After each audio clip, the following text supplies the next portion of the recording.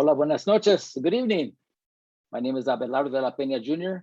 I'm the Director of Marketing and Communications of La Plaza de Cultura y Artes. Welcome you to tonight's En Casa con la Plaza. En Casa con la Plaza are our way of keeping in touch with you through these virtual presentations, demonstrations, conversations, and performances.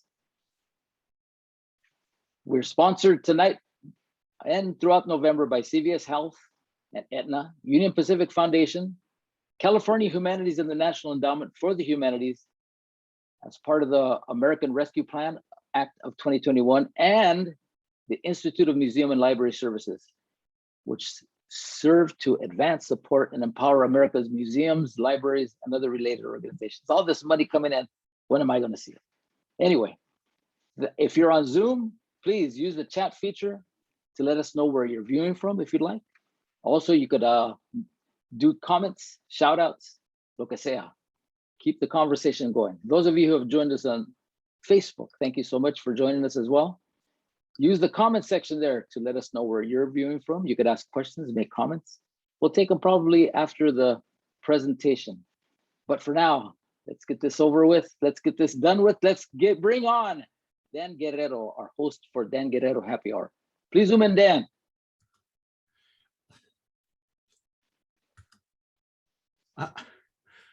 Wait. Let's get this over with. It sounds like you're having a tooth pulled. My God. No, let's get this intro over with. I could go on. You know, I could go on. I could talk about La Plaza, and we're open every day of the week except for Tuesday from 12 to 5. I could talk about our programming. This Saturday, we have Encuentro de Jaraneros, California, from noon to 9. Our brand new exhibition, Patriots in Conflict, fighting for country comunidad. I could talk about all that. I wanted to get that over with so we could get to you. Very good. I'm very impressed. You did that really well, I must say. Didn't you used to have a mustache? Did you have a mustache? I had un bigoton. I thought so. I thought so. Yeah. It when it started going like this, kind of went away. Fresh faced.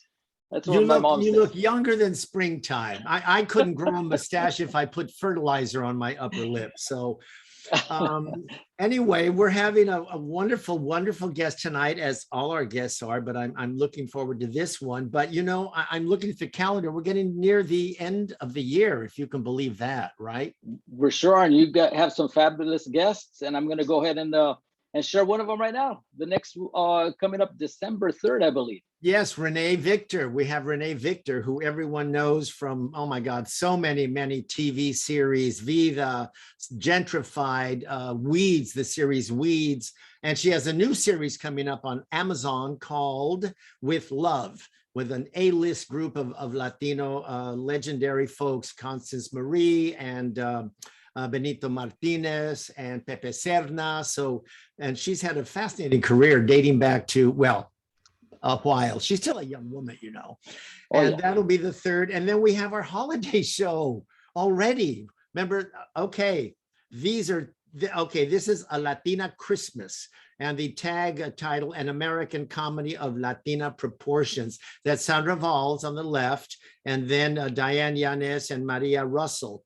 It's a wonderful show. I saw it at LATC a couple of years ago. It's a musical play, and they're going to be doing it at A Noise Within, that wonderful venue. They do such great productions in Pasadena, and they're going to be doing it on December 14th and 15th.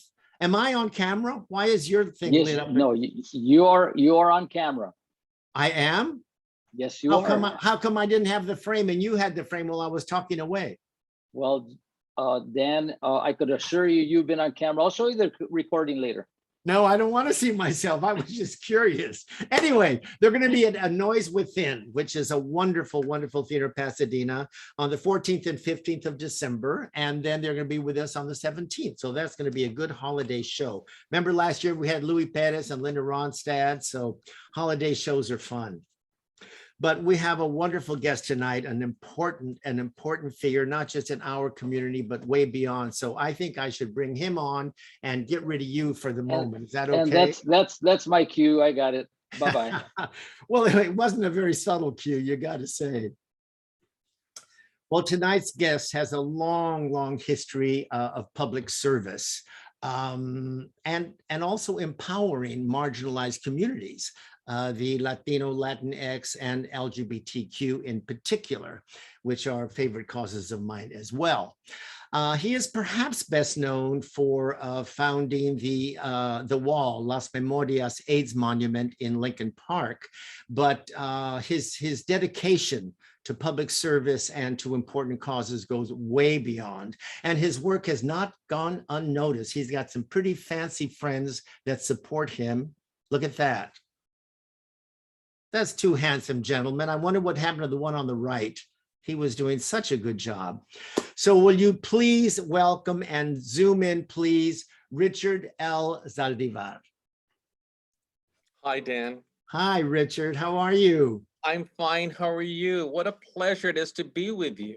Oh, please. I'm so honored. I mean, you have such a busy life anyway, but right now in particular, because there's a complete new redesign, I guess, and rededication of the wall coming up. And that's going to be on World AIDS Day, December 1st.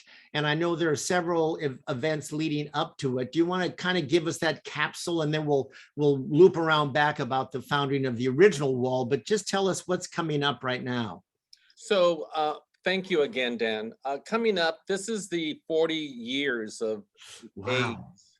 And so the entire world has been commemorating in a number of different ways. And we have, thanks to the support of Supervisor Hilda Solis and Councilman Gil Cedillo, we were able to renovate the AIDS monument at Lincoln Park. And so part of the festivities will include the rededication of the AIDS monument on Wednesday, December the 1st at 6:30.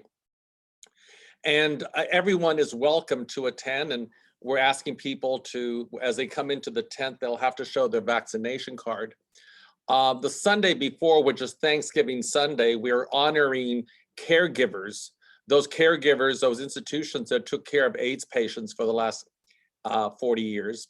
And at the Hollywood Methodist Church, we're going to be honoring, thanking hospitals and organizations, and Dr. Michael Gottlieb, who actually founded the AIDS virus. And then back on the 4th of December, we're having a community party at the AIDS monument. And we're going to have resource booths, and we're going to have mariachi, DJ music, and we're going to end the afternoon with Las Cafeteras there at Lincoln Park. So it's going to be 1 week of festivities commemorating 40 years of AIDS, but also reminding people that we need to all get tested for HIV. Yeah, it's a mix of emotions, isn't it? Because it's celebratory and it's also reflecting back. Yes. Because it's still an issue. AIDS has not disappeared from the world. You're absolutely right. I just talked to a very good friend of mine earlier today, and this person is out there. He's well known. He's been on TV, on radio, but he lost his brother to AIDS. And so I had to call him. I says, hey, this is the opportunity. I know it's very difficult for you and the family, but this is what this is all about. There's something really magical, Dan, is when a family member or a loved one puts the name of someone on a monument to say, who died of a disease that most people didn't want to talk about, especially in our community. Correct. It's just magical. There's a sense of relief and a sense of sadness, but then of joy, right? Because we're addressing the stigma, and that's so important. Actually, you bring up something I was going to bring up later, but it's a quote from you, which always frightens guests when they hear I'm going to quote them, because, now in 1937, you said that, but it's based on what you just said. You said the Latino community did not understand or accept the fact that HIV/AIDS was their issue. For them, it was always the white gay men from the west side of town. That's in the early days of it. But is that still true today, do you think? Well, it still holds truth to many parts of our community. I think for us who live in large urban centers like Los Angeles, We have a very robust community. We have a lot of the young people that are having conversations about sexuality and sexual identity. But in rural areas and smaller towns, it's somewhat the same case. We attribute HIV, people who died of AIDS, as we equate it to shame, something that we're ashamed to have known someone, because then it's also connected to sexual orientation or sexuality. It's interesting, we don't have that type of stigma today with COVID. Some areas we do. Yeah. But it's not the same. And we lost so many people in the last 40 years. I remember in the early days, because you and I were talking about when the wall first, oh God, are you sure it was 40 years ago? Oh my God. Anyway, a very well-known performer, dancer, I won't name him, and he was one of the early ones to die of AIDS. And when you started the wall, all the friends wanted to put his name, and the family wouldn't let them. They would not let them put his name on the wall. So that stigma was very, very strong at that time. And as you say, still is. The original monument, because the timeline really reflects your tenacity and your passion of you and your team, because you didn't do it alone, although you founded it and you had the idea. But let's just look at these dates. The Wall Memorias Project was founded by you on World AIDS Day, 1993. And in fact, we have a photo of the very first, I believe, press conference when you talked about it. Oh my God, yes. And the monument was finally constructed and dedicated on December 4th, 2004. And there's a photo of the date of starting the construction there as well. So we're talking 93 to 2004. That challenging is an understatement. I can't even imagine what you went through, but we're going to go through it step by step, because I think it's important for people to know who supported it, and that what Gil Cedillo, our hero friend Gil, was one of the early supporters. We're going to get to that. But I first kind of want to talk about you. And I was going to say little Richard, but that's a whole other show, isn't it? So let's say the young Richard, you know. Thank you, Dan. Yeah, because you two were always confused. I remember that very well. But, you know, your public service, it's like you were born with it, it seems. And I wonder where that came from. You were born here in LA. Your dad from Mexico, your mom from Arizona, I believe, a middle child, right? That's right. So tell us about, we have a great picture of, I love showing the, look at that kid. So tell us where this young man, because your public service goes back to almost this time. Where does that come from? You know, I often think of that, and it's my upbringing. You know, I was brought up in a very Mexican-American family. We're all Catholic. I was taught always to be of service, to give to people who don't have. And that's part of it. I think the other part of it, when I was young, I had no clue what being gay was. But I know that there was something inside of me that kind of, I was in pain because I couldn't relate to the other guys at school. Yeah. Right. And so I think I got through that pain, and I just want to make sure that no one else has to go through that ever again. And part of that pain, and I get emotional today, Dan, I'm sorry if I'm getting emotional. Please. I'm not wearing any makeup, so I'm not going to smear anything. But I think that what is so powerful for me is for family members or loved ones to connect with their child and to love that child unconditionally. And even more so if they lose that child due to HIV or AIDS. As Latinos, we're very family oriented. We're about love. We're culturally Catholic, not necessarily religious Catholic, but culturally. And I've always wanted to give back. I see the injustices, I try to speak up. I don't think it could ever change. I often wondered, will ever simmer down? But this is who I am. No, yeah, it will never. We have a photo of your family. I don't know if it's your parents or tias or tios. Are you in there? Yeah, no, I'm to the left. I'm the one that looks like he just stuck his finger in an electrical socket. And those are my aunts and uncles, my older brothers below in the photo. And they're all smoking. I came with my mom's family was very loving. They grew up in Lincoln Heights, the Castillos, and I learned a lot from them, and I still cherish them because I am what they're all about. Now, you talked a moment ago about Catholicism being Catholic, and you went to Catholic school, and I mean, you were serious. You were teaching religion at grammar school. You even at one point considered joining a Christian Brothers organization. And my question is, as a gay man, as an out gay man and a gay activist, you are still an active Catholic. And a lot of people don't quite understand that connect, because of course we all know the stance of the Catholic Church on homosexuality, and how do you reconcile those two things? And I'm not judging, I'm merely asking because I think it is hard to understand sometimes. Yeah, and it could be very complex to people, but for me, being the activist, I remember back in the day when I was, and I'm sharing this as an example, back in the day when I was in the closet, very active, the Democratic Party. And we were at a national conference in Memphis. It was a midterm conference. And living in the closet, I was supporting the gay community because they were gathering signatures on petitions to create a gay caucus because the Democrats were not allowing a gay caucus. Yeah, I think people are surprised to learn something like that. That's right.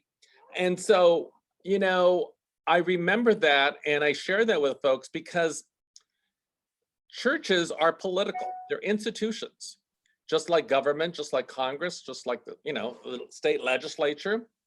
And I just believe in my faith, and I don't lose my space in church. My partner and I, my fiance, Joselito, and I go to mass every Sunday at the cathedral. And we sit in the front row. And people will ask me, why do you do that? Because I spent so many years sitting in the back row that when I came out, I was very committed that I'm never going to give up my seat. And I think that institutions like the church, although slow, they will change, and they are changing in many parts of that church, just like our country has taken a long time to change, and so many other parts of the world. So, I don't give up my space to anybody.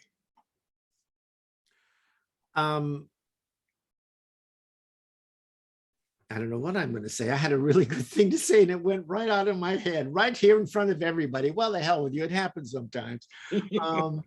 Oh, I know what I was going to say. It's come back to me. I got it. I still got it. When you started the Wall and all that, I know that there were many priests that supported and were on your committees and working that. At the same time, priests were preaching against homosexuality in the church, and at that dichotomy, that's very complex. Yeah, and priests are just like police officers. You have some good guys and you have some bad guys. It's just like politicians. Politicians look all slick all the time, but they're not always necessarily good. Yeah. One of the founder of my founding board president, Father John, he was a community priest. He used to go to circus, with his friends and dance with the cholitos. Circus was a disco, I guess, gay disco in Santa Monica. That's right. Gay or bi, depends on who you talk to, right? Depends on the time of night. Depends on how strong the drinks were. But there are great priests, there's great ministers, there's great rabbis. And once you find them, you gotta, hold on to them. Yeah. And then elevate them. because they're also able to mentor other clergy and other community members. Yeah. Yeah, yeah, you've always they've coexisted for you in the beginning, because we have a photo of you. I think you're in your 20s, maybe teens, Junior Knights of Columbus, which is a Catholic group, and you were organizing drug awareness nights and community meetings, and you were already, look at you, you were with Santa, you were already so active.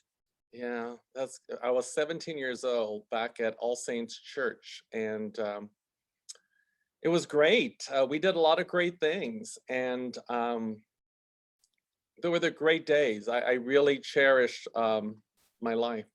Well, and didn't that kind of help lead you to your political life, because you spent years as a field deputy for an elected official, a Republican, many years, right? Yeah, Did I it worked kind of for, come out of that? Did it come out of that, I thought? well, I worked for Councilman Snyder, and which was one of the greatest experiences of my life. And I did a great job. But one of the things that happened during that period of time, and it took its toll, being in the closet and not being able to deal with the pressures of being a community activist and being closeted. I had a drinking problem, and I came out of the closet a few years after I got sober. And when I got sober, I had a reckoning with myself, and that was, I had done so much work for the entire community, for the Latino community, for the east side of Los Angeles, but I hadn't connected with the gay community. Now that I was out, I wanted to be supportive. And my best friend, David Ruiz, came to me one day and told me that he found out that he was HIV positive. And it was very difficult back then, because he wouldn't tell anybody, but he had this face of, of hopelessness, of despair, and it bothered me. And so I said, okay, I got to take all the experience I learned as living in a straight life in the community and do something for my brothers and sisters. And being a recovering alcoholic, I understood our problems as gay men. Being a Catholic, I understood the cultural constraints of addressing these issues. And that's why I thought it was very important to bring them all together. Because if we did it from a place of respect and love, they could coexist. And it worked really well. And they do. And for many. That's right. They absolutely do coexist. When you came out, you have such a loving family. Was there, how did they react to that? How did your family react to that? My dad wasn't very good. He called me some, when he would get angry, he would call me some ugly names starting with a P. Yes. My mom's family was very loving. I had an oldest aunt who I mean, to this day, I love her so much. Very Catholic. She supported priests. She would financially support them through the seminary. And I remember calling her and coming out to her. And when I told her, I says, we would call her Rena. I says, Rena, I have to tell you something. She goes, yes. I says, I'm gay. And she goes, I didn't know that. And then I said, well, that's why I told you. And she says, she paused and she says, she says, God doesn't care what you are. He only cares who you are. And with that, I ran. Yes, yes. That's a wonderful, wonderful, wonderful thing to say. Yeah. And I think that those moments in that telephone really impacted me. The level of love that people seek, if we're able to give that to others, that's what is gold, right? Unconditional love. It gets harder to find some days. It sure does, Dan. And it's sometimes painful, because you know, you and I, you know, we grew up and we had incredible families and you have intimate moments, but it was all familia, it was love, right? And it's hard to find that today, where it's unconditional. It seems like everything's so conditional now, right? But I think that's because we've experienced that, that's what we have to show to others, right? Yes, and share it best we can. You were talking about you were the Democratic national person for Ted Kennedy and worked on platforms for him. And along the way, I found this poster, and I want to know what this poster means. What is that? And did you win? Did you win?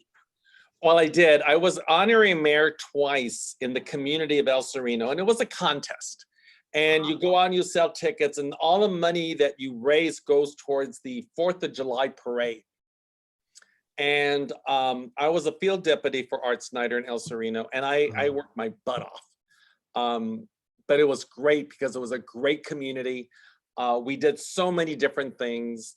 And I won. I was honorary mayor for 2 years. And there's a flagpole in El Sereno. It's that I actually had it installed right there at the corner of Huntington Drive and Eastern. And there's a lot of things that I was able to do as that role. But the most important thing is we raised a lot of money. That is the most important thing. My friends, do you know Susana Guzman, the opera singer? Do you know Susana? Oh, yes, she actually sang for us a few times. Yeah, she's an El Sereno baby. She's an El Sereno girl. Well, Dan, you know, she grew up in the same neighborhood that I grew up, which was Hillside Village. But she's got such a beautiful voice.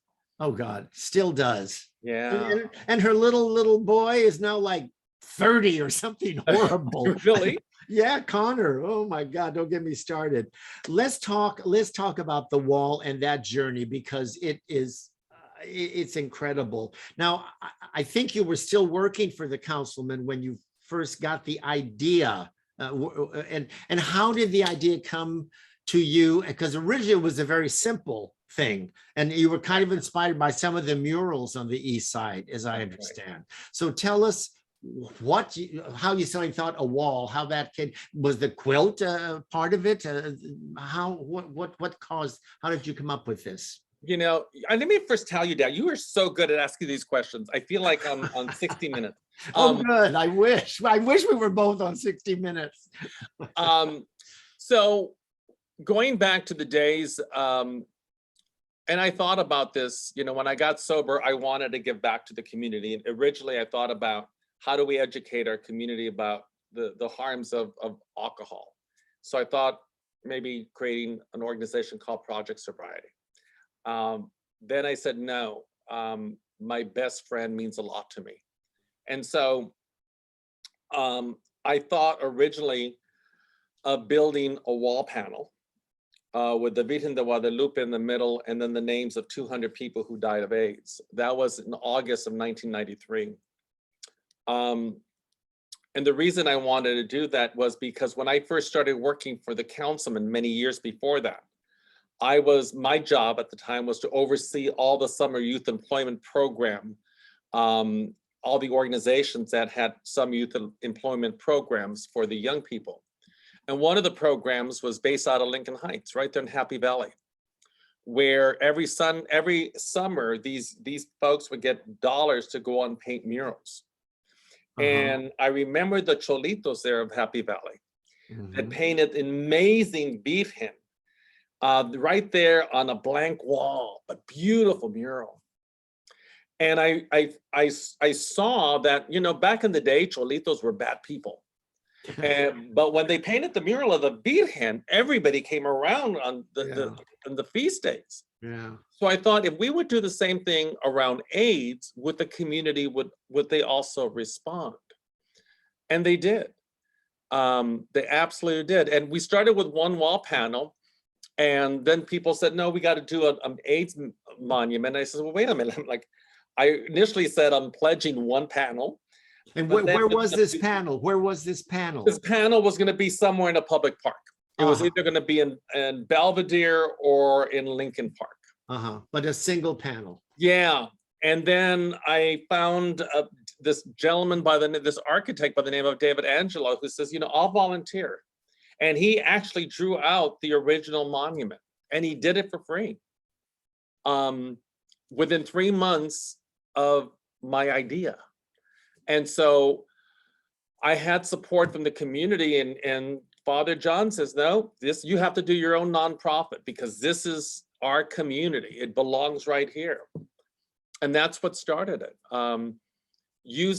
Again, this is about collaboration, right? Never closing the door on people that you may not understand, but absorbing what you have learned from their experience to do something better for the community.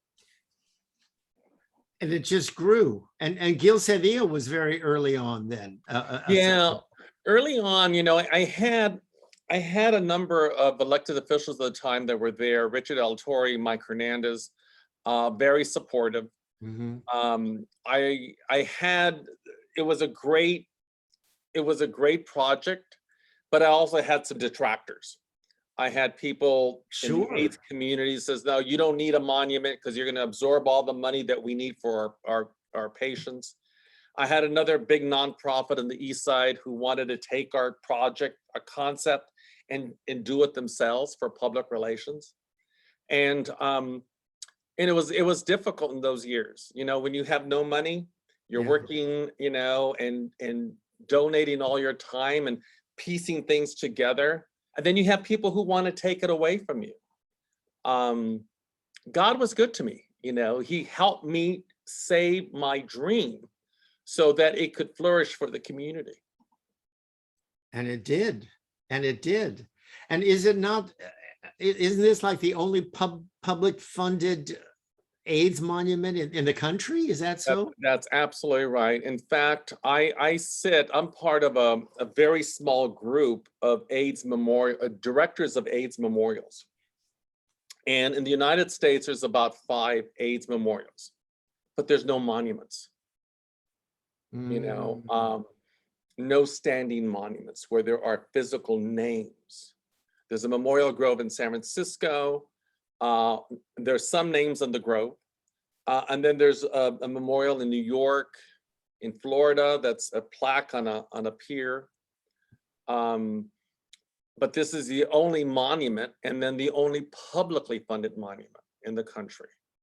Now, people will say, well, why did you get public dollars? Why didn't you get fundraise? Because that was about building the capacity of the community. Gil Cedillo got us the first time around $400,000 from the state of California. But in order for us to get that, we had to work the state legislature, and then we had to build support within the community to show the state that this was important. That the community would embrace it. That the community would embrace it.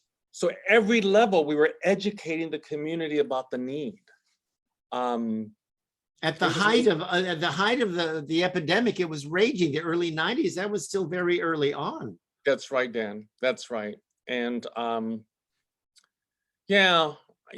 was a great, and it still is a great accomplishment. But it's not only my accomplishment; it's the community's accomplishment. One of my first groups that I went to, and I'll never forget it because I was so engaged with the community. When I worked for Snyder, we were part of the Save the Cathedral movement, which we did. And the student body president at the time, his name was Gabriel Gutierrez. And his mother is Juanita Gutierrez, who was the president of the Mothers of East LA. So I had a connection. So I went to Juanita, and I took one of my board members who was living with AIDS at the time, Ron Castillo. And we went to the board meeting. There was like 9 señoras sitting in the dining room. Wow. Right? Scary. Now that's scary. Yes. And we went in and we started talking about the monument because we wanted their endorsement. And I'll never forget it. There was an old woman sitting there, and she was just nodding her head through the entire presentation. And then I said, oh my God, at the end, I thought she's going to come over and kick our butt, right? Because I pictured her very conservative and traditional. And she was moving her head this way because she said, I know about AIDS because I always watch Cristina, right? Oh, yeah. And she was the one that made the motion to approve the endorsement. It was unanimous. 32 Catholic parishes those women were involved with, and that gave us our first approval. Cristina was like the Oprah of the Cristina Saralegui on Yes. Univision, I guess. And she That's right. she did incredible groundbreaking programming. And so see, it does work. You can change people's minds through media. How many names are on the current or have been on the wall all this time? There's been about 450. We're adding another 1,300. Wow. And are people able to still get a name on, or is that too late? They're able to get a name on if they do it today, tomorrow, or Monday, because we're starting to engrave, and the engraving process takes a while. We're actually doing a press event Monday morning at the monument with some press. Excuse me. And we'll be unveiling all those names on December the 1st. And so I assume on the website, how to get about adding a name if they want to do that. If you go under the website, it says AIDS Monument, and you can scroll, you can get all the information. You could sign up and RSVP for the events that we're hosting. And you could also add a name to the monument. Let's look at the renderings of this incredible new monument. Can you believe your eyes? I mean, well, I think we have 2 or 3 photos. Let's look at this. This is the new monument. Yeah, it's pretty amazing. We made some changes. We changed the walkway, the pathway. We brought in all new landscaping, lighting, irrigation. It's pretty amazing. I really, and it's for the community, you know.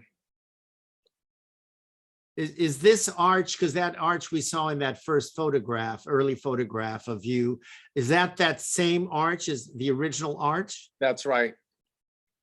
And during the summer, you could always see a lot of wedding couples going there to take pictures. It's pretty cool. And how many panels will there be? Because you're adding, obviously, if you're adding 1,000 names, how many panels will there be? Well, we have enough room on the main panels. There's 2 name panels, which you see to your left and then to your right. And there's enough room there for 8,000 names. Oh my gosh. And then you see the murals there. There are 6 painted murals. Those are new? Those are new? No, they were there since the beginning at 2004. They were painted by some amazing artists. They were commissioned. We paid each of the artists originally $12,000 to paint those. Wow. We flew them up to Northern California where they painted it on porcelain enamel steel.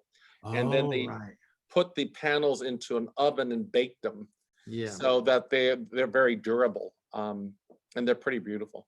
Yeah, there's a wall in Tucson like that, and every single panel has like 2,000 little pixelated because it's baked in, so it never fades or nothing. That's incredible. That's incredible. I want to have Abelardo, I know we're getting to our Q&A time. Oh, look at this beautiful. Okay. That is our invitation. That's beautiful. Lincoln Park, 6:30 p.m. That's for that's World AIDS Day. That's right. Wow. It's World AIDS Day. We're also on our website. If people cannot attend, if they're not in Los Angeles, they could join a virtual live channel that's going to carry the entire event all night. Wow. So that a lot of folks on the East Coast that we have family members who submitted names will be able to watch. Do you have any personal life at all? Do you go to a movie? Do you go out to dinner with friends? How do you do all this? Well, let me just tell you, my fiance Joselito, we became engaged 3 years ago. And so because of COVID and now because of the dedication, it's hard to plan a wedding. And so on December 2nd, right after this event, we're going to start planning our wedding. But I live for this. As long as I'm alive, as long as there's something that we need to do for the community, I'm going to be there with my new husband to be. With your new, and put him to work too. Don't think he could just sit on the sofa watching TV. But he knows how to tune out when he needs to. I see. He's smart. He's smart. I should do a shout out to your brother, Danny Guerrero. I can't believe it because I've known Danny for years. I've known you for years. I only recently found out you were brothers. I had no idea. Danny Guerrero is a very talented Broadway musical performer and actor, and I was shocked in a good way that you were brothers. Yeah, we're 7 years apart. Oh, that's a chunk. When I was younger, I always wanted to be the actor. I did some screen extra work. But he's the one that's truly gifted, and he's worked his tail off to be such a great success. He's really a hard worker, and because it's not enough just to have talent. It's how do you carve a career, and especially today with social media, it's a whole new world. But he's very good at that. Yeah, I know he is. Abelardo, do we have some questions from folks? No questions, but we do have some great people who joined us tonight. Erica Casado from Monrovia, California.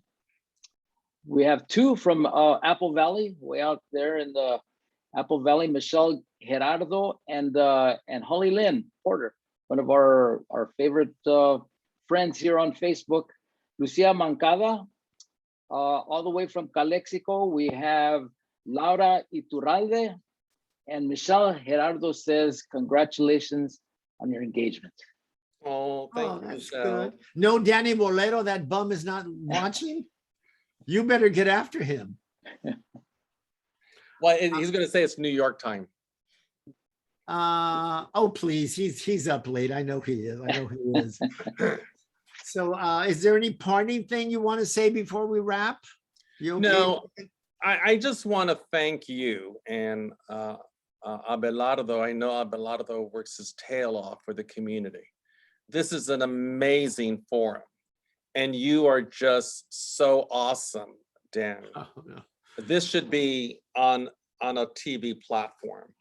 But I just want to thank the folks, the audience, and I think my staff member, Erica, who may be watching this, is also want to say thanks to her. They're wonderful, by the way. Your staff is really on the ball. Aren't they awesome? I tell you. Yeah, they are. Yeah, they are. They are. So I hope to meet them at the dedication. You will, Dan, and it's going to be an incredible night. And for all of those who are listening, we welcome you to attend. It's going to be a pretty amazing night. And if you're afraid of being cold on December 1st, we'll have heated tents. That's good. I'm more frightened about parking than being cold. That's going to be a lot of people. We'll save you a parking spot. Okay, sounds like a plan. All right, Richard, thank you so much. I am so honored that you shared your time tonight, and congratulations on all you do and all that you will do. So thank you, my friend, and God bless you. The same, and I'll talk to you soon. Bye. Abelardo, bye, mijo. You have anything Bye-bye. to say to folks? Oh, yes. Well, let's see. Oh, we did get Buddy Riddle. Congratulations on all your work, Richard. We have Thank you, Catherine. Marty. Oh, there. Thank you. Yeah. You're back to your pretzels or whatever you're eating. Oh, M&Ms. Catherine Valenzuela here on Zoom. What a great interview with Richard. And he has worked his life for this wall. And totally agree. I've attended a couple of the World AIDS Day as commemorations, celebrations. It's a mix of both.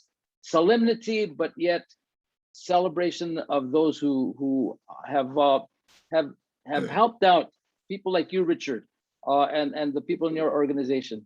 So I do recommend that anybody, if you can't show up in person, please tune in and go to the website. I have posted it there on the chat and on the comment section. Check it out, and please, I wholeheartedly encourage you to participate that evening. Thank you. All right. And with that, Dan, thank you so much to all of you who out there. If you didn't catch this entire session, of course, we recorded it. We'll be posting it on our Zoom page at La Plaza LA, excuse me. And then also on our YouTube page, Facebook page at La Plaza LA, and our website, lapca.org. As Dan said, he'll be here in a couple weeks, first of all, with Renee Victor, Renee Victor. Victor, yes. And then also with the Latina Christmas special young ladies who put on that performance at Noise with it. So that's a couple weeks after that. But you could check out all of these events coming up on our website, lapca.org, including next week's cooking demonstration with Jimena at 3, Songs of the Chicano Moratorium on Wednesday with Agustin Gursa on Friday, and then making music at the breakfast table with Jesus Martinez from Decibel Studios on Friday at 7. And then our exhibition, which just opened last week, it's Patriotism in Conflict, Fighting for Country and Comunidad. We're open this weekend from 10 to 5. I encourage you to check it out. Then Los Jaraneros, if you like jaranas veracruzanas, they'll be there all day. Yeah, they'll be there from 12 to 9, ending with a fabulous fandango, both groups from all over the United States and Mexico, and also danzantes. So I encourage you to check it out. Y con eso, hasta la vista, baby. I'll Hasta talk la to you vista soon, todos. Richard. Bye. Bye. All right. Thanks to our sponsors. Thanks to all of you, to the staff of La Plaza de Cultura y Artes. Wait, I do see a Q&A. Richard, a great leader of our times, an inspiration to folks who get to meet him. Thanks for everything you bring to life through your work. Says Bill Cias. Oh, thank you. All right. Buenas noches a todos. Bye-bye.